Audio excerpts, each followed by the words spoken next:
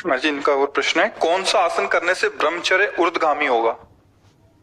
अब जैसे अवस्था आपका ही प्रश्न है, अब ये नए साधकों के लिए होता है, आपके लिए तो मुझे लगता है कि इस विषय में अब चिंतन ही छोड़ देना चाहिए, क्योंकि नए साधक अब जैसे ऊर्ध्वगामी के लिए सिद्धासन अत्यंत आवश्यक है।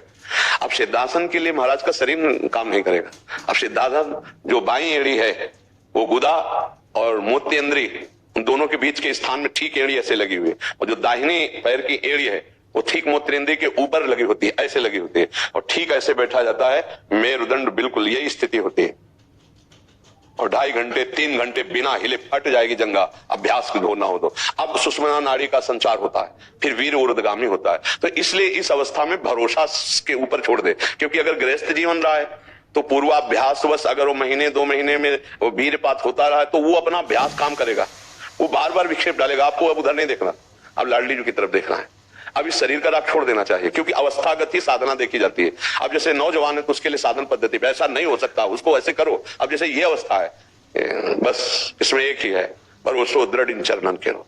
अब तो जावक जुग चरण लली के, यही हमारे सुरतर कामधेनु चिंतामणि भगवत रसिक अनन्या के। अब हम ये नहीं देखेंगे क्या हो रहा है शरीर में, क्या हो रहा है, कैसी परिस्थिति, क्योंकि अब देखने का समय नहीं रहेगा। जी साधन करते करते भरोसा आ जाएगा, मतलब यहाँ भरोसा तो सत्संग और संत महापुरुषों के संग से आता है। साधन करते करते तो जीवन व्यतीत हो जाता है, अहम नहीं क्षीण हो पाता। अहम क्षीण होने के लिए संत महापुरुषों का संग। अब जैसे वचन मान लिया जाए, जब हम ब्रह्मचर्य का भरोसा रखेंगे तो लाडली जी के भरोसे में कमी हो जाएगी।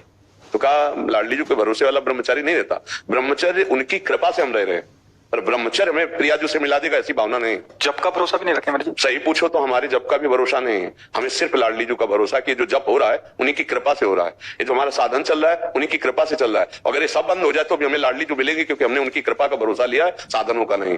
दूरादपाश स्वजनान तस्मात् शास्त्रं प्रमाणन्ते, दूरादपाश स्वजनान सुखमर्थ कोटिम, श्रीमद् राधा सुधानिधि।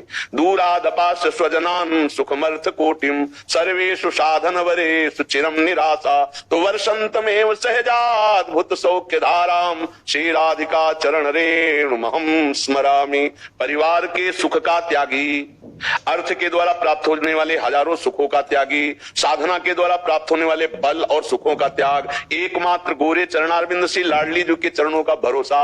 तो बरसंतमेव सहजाद्भुत सौख्य धाराम श्री राधिका चरण रेणुमहं स्मरामि। आज शरीर काम कर रहा है, पद्मासन में बैठे, आज शरीर काम कर रहा है, परिक्रमा लगा रहे हैं, आज शरीर काम कर रहा है, हम आपके दर्शन करने जा रहे हैं, और कल ये नहीं काम करेगा तो हम इसके भरोसे से आपकी प्राप्ति नहीं, आपके भरोसे से आपकी प्राप्ति है। ये हो रहा है, आप कृपा करके कर रहे हैं, ये सब हो रहा है, ठीक है, लेकिन मुझे भरोसा आपकी कृपा का है, ना कि साधन बल का है। तो हमें लगता है कि मेरी लाडली जी की कृपा से जो ब्रह्मचर्य की पुष्टता होगी वो सिद्धासन से भी नहीं हो सकती।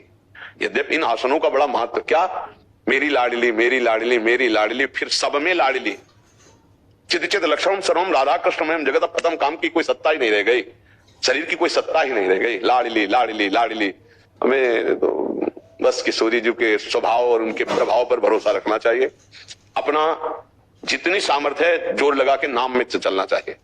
अब जैसे अवस्था, इस अवस्था में अन्य साधनों का आश्रय लेने से देरी हो जाएगी, पूरा समिट जाओ, सुनेरी मैंने निर्बल केवल राम, कोई अन्य आश्रय नहीं, कोई अन्य बल नहीं, एकमात्र लाडली का भरोसा, राधा राधा जो भी नाम जप कर रहे हैं, बस जैसी परिस्थिति उस परिस्थिति में संतुष्ट आये के नवा, वैसी परिस्थिति में मन को घसीट कर संतुष्ट कर लो और प्रियालाल के भजन में डूबे रहो, यही जीवन का सार है। मुझे एक अंतिम प्रश्न है, इसके बाद बनता नहीं है बस। जो सेवा धन मिलता है उससे ठाकुर जी का भोग प्रसाद बनाता हूँ, ये ठीक है या मधुकरी लेना ठीक हो? वृद्धावस्था है, मधुकरी पा करके गुजारा करना कठिन है, क्योंकि माधुकरी में जो प्रसाद मिलता है वो जिसका जवान शरीर है वो लीवर पचा लेगा, सबकी बात नहीं है। उसके लिए थोड़ा सा हरी सब्जी चाहिए, थोड़ा सा दूध चाहिए, हल्के फुल्का चाहिए, वृद्ध शरीर के अनुसार भोजन, तो ठीक है, उसके द्वारा आप बना लीजिए और श्री जी को भोग पाइए और प्रसाद पाइए, वही उचित रहेगा।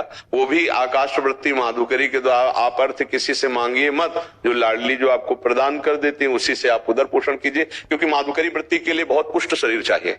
माधुकरी वृत्ति में ब्रजवासियों क्या प्राय रोटी मिलती है, कुछ हिस्सा तो रख सकते हैं, मतलब एक आधी रोटी अगर मिल जाए तो उसको तो एक भी पचाना मुश्किल पड़ जाता है, ऐसी लीवर की स्थिति होती है, तो उसके अनुसार। तो जैसे वृद्ध शरीर है, अब केवल माधुकरी पे हो जाए तो कब्ज हो जाएगी, केवल माधुकरी पे हो जाए पचना तो चिंतन में फर्क पड़ जाएगा। तो हल्के फुल्का, मूंग की दाल, थोड़ी सब्जी ऐसे बना लिए, भोग लगा दिया, और कभी 250 ग्राम आधा किलो शुद्ध गाय का दूध मिले उसको भोग लगा लिया, पान कर लिया, तो वृद्ध शरीर के लिए ये उचित है, जैसा कर रहे हैं। हाँ, अर्थ आदि का किसी से याचना न करे, लाडली जो खुद अपने जनों का भरण पोषण करने के लिए व्यवस्था कर देते हैं। क्यों महाराज, इसमें कोई संशय? जी।